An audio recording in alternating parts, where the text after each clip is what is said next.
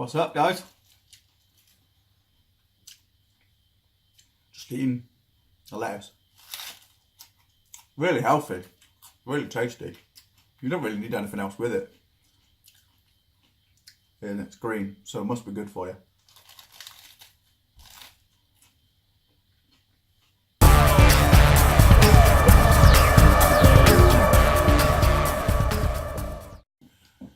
Hey everyone, how's it going? Fat Man to Fit Man here. If you like my content, please like, subscribe and click that little bell and you'll get a notification every time I post a video. Today's video is going to be about supplements, okay? Everyone, it's a big money business and everyone wants to know what supplements work, what doesn't work, what's a waste of time. So I'm going to go through the supplements that I think are essential, the things I think that can help, and the things that I think are a waste of time and money. So stick with me and we'll get through this and hopefully you'll come out a little bit wiser. Just like to point out, I'm not an expert, this is just through personal experience. So the first few supplements I'm going to talk about are ones that I personally use, so therefore I think they're very important. So the first one up is whey protein. I think this is pretty much a given. Whey protein is convenient. If you're on the go and you haven't got enough time to have a meal, or say that you're sticking to a calorie target, you can very rarely get enough protein from meat for less calories than it is for one of these shakes, which is 100 calories. So at the end of the day, if you need to take on more protein, it's easier to just have a protein shake to get an extra sort of 24 grams of protein than cooking something late in the evening. It's easier to digest and your body absorbs the protein into your muscles quicker using protein powder than it would through food, because obviously food takes longer to digest. So what does protein do? Protein creates the biochemical substances that help with the growth of muscle and also the healing of muscle. So you need enough protein to build muscle, but you also need the protein, say after a workout, which is probably the best time to take a protein shake, to help heal the muscle. If you take a protein shake directly after a workout or within half an hour of a workout, your body absorbs that quicker than it would food, so then it also gets to work quicker on repairing the muscles that you've torn down during your workout, which means you can then work that muscle group harder in a short period of time. So maybe instead of only needing a couple of days of rest, you'd only need 1 day of rest on a particular muscle group. So say on Monday you could do chest, let your body heal with sufficient protein on a Tuesday, and then technically you could train chest again on the Wednesday. That's not how I do it. I have a set split that I use, but that's what protein helps with. It helps heal the muscles that you've broken down through training. So you heal them quicker, that means you can build them quicker. So protein is very important. Like I said, after a workout, you get the protein into your muscles quickly and it will start repairing the damage that you've done. Okay, so next up we have creatine. So creatine, what it's advertised for is it gives increased energy over short or high burst activities. So whether you're a sprinter, that should make you sort of run that little bit faster when you say you're going for the line, or if you're lifting, it's supposed to help you get those extra couple of reps out. So increased energy and increased ability to just push that little bit harder. There are other benefits that they are proved, but then sort of not as sort of well taken by certain parts of the industry. It's also a substance that creates a volumizing effect on your muscles, which comes from the fact that creatine allows water to travel quicker to your muscles, which gives you a fuller effect. So initially, when you load your creatine, you could find you put on anything up to 6 pounds of water weight. but that's water weight that's sort of flooding your muscles to give you that fuller effect. It also has healing properties to help your body repair after training, and obviously it has the energy properties as well. So really important supplement, I think. I sort of cycle on and off of creatine because I'm on a weight loss journey.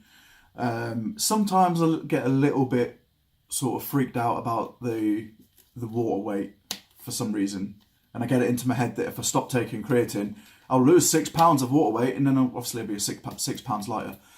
But then my brain will flip around again, and I'll be like, oh, I want to get those muscle gains, and then it's like, right, well, I need to get back on the creatine. But that's fine because you can cycle this anyway. You don't have to cycle creatine. A lot of people say you do. A lot of people say you don't. So it's personal preference.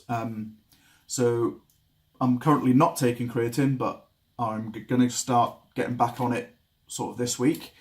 So yeah, creatine, again, personal experience. It works. So it's a choice that you have to make for yourself. Now the next one is omega-3 fish oil. Not so much a sort of bodybuilding or sort of fitness related supplement as such, but it looks after your heart. And if you're putting yourself under cardio pressure a lot, then obviously heart health is really important.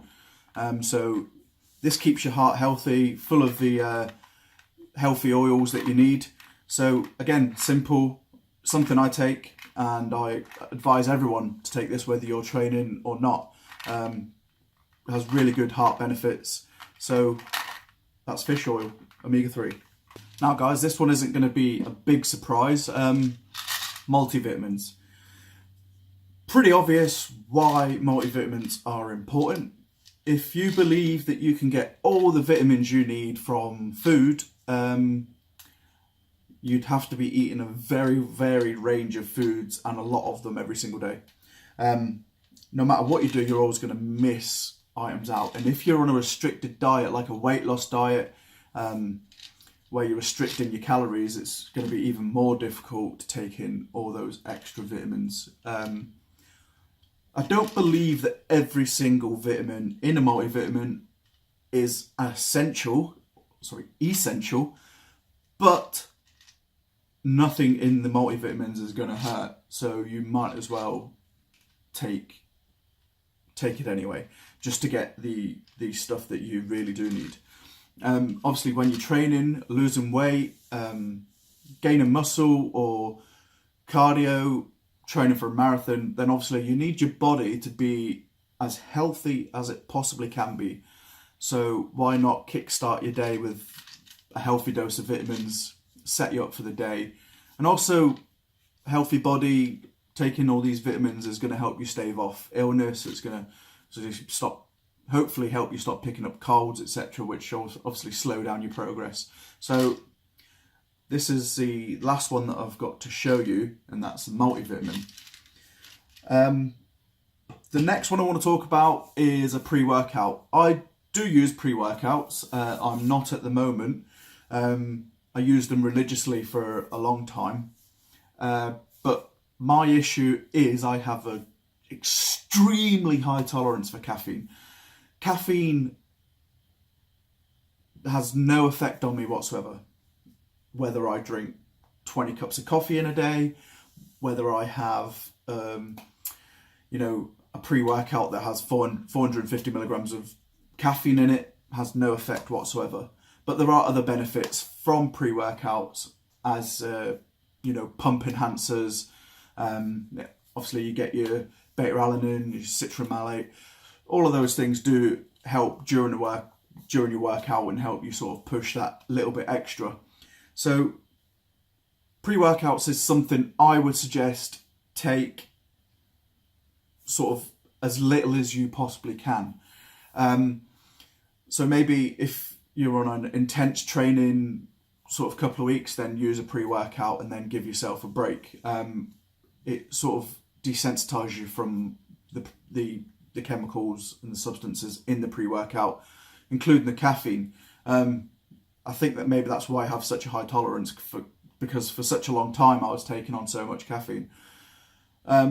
So maybe just give yourself a break, even just a week. Try not to have any caffeine whatsoever. It will desensitize your body to caffeine, and then when you start taking it again, you'll get the desired effect. So pre-workout can be very beneficial. For me in the early days, it was. Obviously, I had never taken anything like that. So it got really pumped and psyched up for the gym session, but unfortunately it doesn't have the same effect anymore. No matter how many scoops I take, 2, 3, I wouldn't suggest that, but they just weren't doing the same thing as they used to. So pre-workout, it's personal choice. A few that I find that are really good were MyPre, RSP Dino, C4, and Rampage by Muscle Food is pretty good. It's probably not very well known, but it is a good one. It's very highly dosed. So yeah, that's pre-workouts for you. So it's your own personal choice. And one thing I would say is a lot of them are disgusting. The flavours, the way they taste is not very nice, but that's not why you take it. You don't take it because it tastes nice. You take it because you want to smash the gym. So there you go. Okay, the first one I'm going to talk about in the useless or really doesn't work list, however you want to take it. The first one are fat burners. Fat burners, everyone wished that they worked the way they are advertised to work. Me especially. I was 25 stone. I'm now down to just above 15 stone. So I've lost nearly 10 stone without a fat burner in sight. I've been tempted, but literally everyone I've spoke to that's ever tried them are like, absolute waste of time. So why are they a waste of time? They do have ingredients in them that could aid in burning fat, but you're literally looking at the most minuscule percentage increase that you could think of, probably even less than 1% increase. And for the money you'd have to spend, it's really not worth it whatsoever. I mean, fat burners, including things like raspberry ketones, green coffee bean, all those things, they're just a cash grab. They have very little benefits, and the benefits are so little that they're unnoticeable. The rule of thumb with, say, fat burners, anything that you can buy over the counter is useless. Obviously, there are illegal fat burners that do work, but they're illegal for a reason, because they're very dangerous. So I wouldn't suggest messing around with fat burners, not because they're dangerous, but because it's a waste of money. Save that money and spend it somewhere else, like, your protein, your creatine, everything else that actually works. Okay, the next one I want to talk about are test boosters. Okay, test boosters. Testosterone, it's a naturally occurring chemical in your body. To boost your testosterone unnaturally with a product, which more than likely doesn't work anyway. It's not. Again, this is piggybacking off of something. There are illegal versions, illegal ways to boost your testosterone. So what these companies do is they create a product and they say it's a test booster, or naturally increase your test levels. It's not true. They're piggybacking off what people think illegal test boosters do. So again, it's a cash grab. I mean, you've got to be careful. In the fitness industry, there is a lot of cash grabbing, jumping on the bandwagon.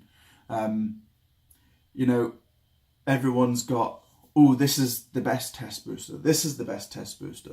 This one will make you grow hair on your head in about 3 hours because of all the testosterone.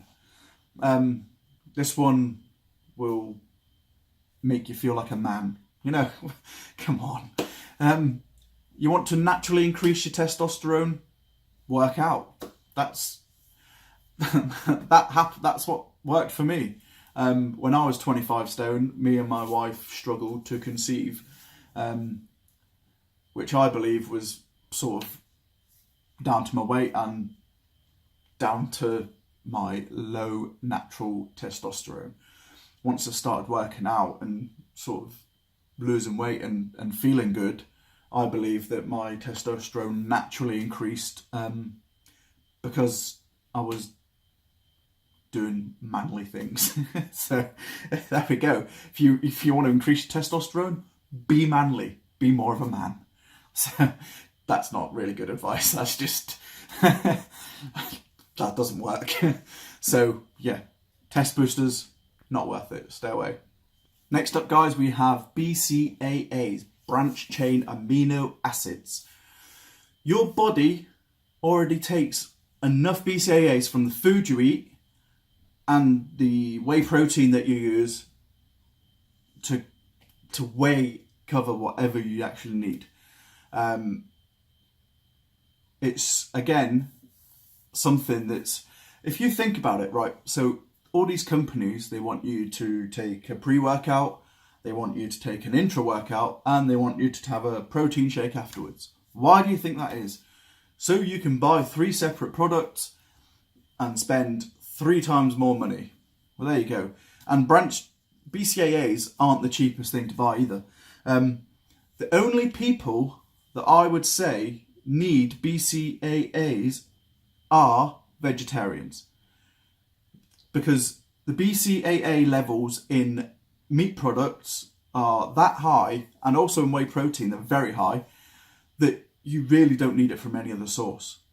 But vegetarians, they're not taking on animal products, so they're not getting the same sort of protein level.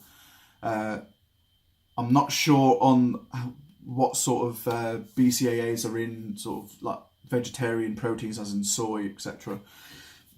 So if anyone knows that information, hit me up in the comments and let me know. Always willing to find out new information.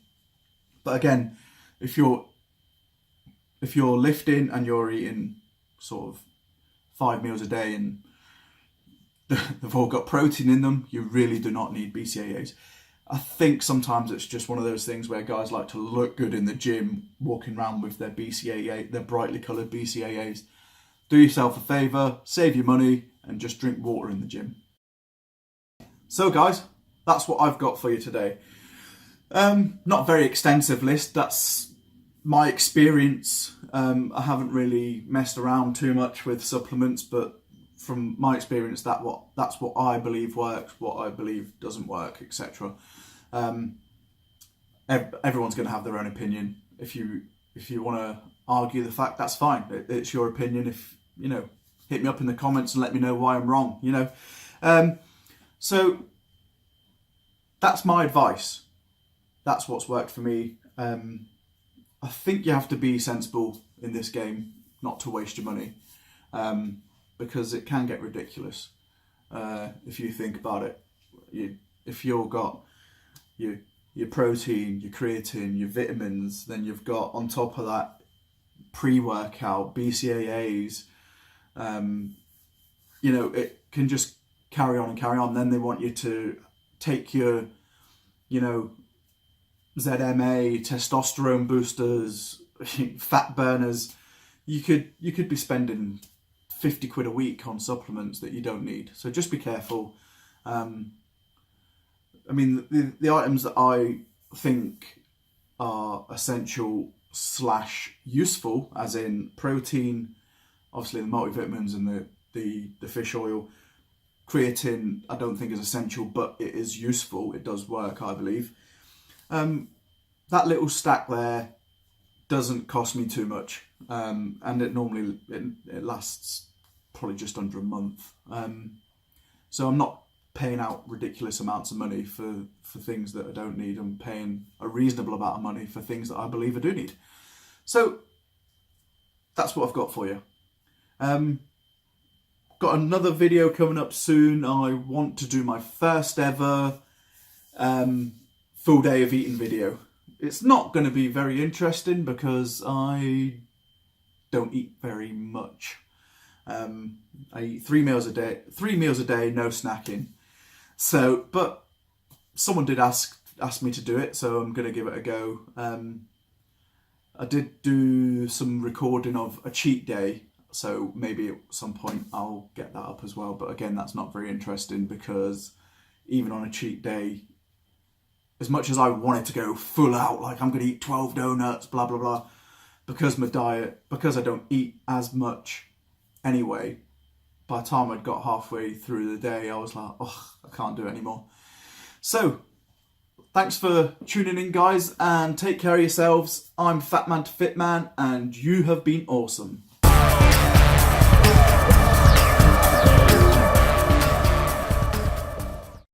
Hey everyone, how's it going?